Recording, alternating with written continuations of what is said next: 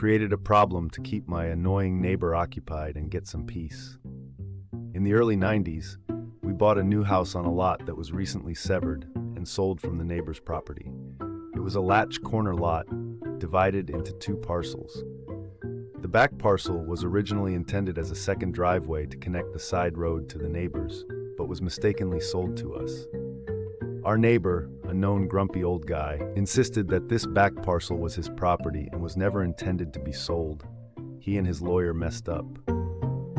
He would often stand there, right in front of our bedroom windows, to kind of mark his property. Trying to have a reasonable conversation with him was impossible.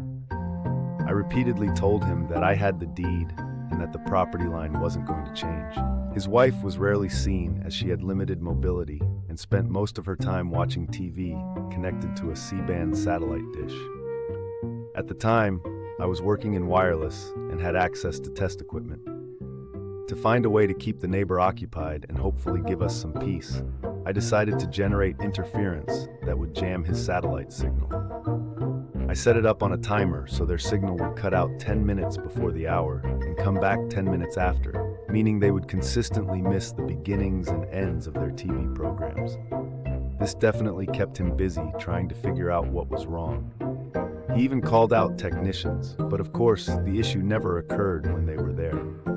I could often hear his frustrated outbursts, and I imagine his wife was adding to the pressure.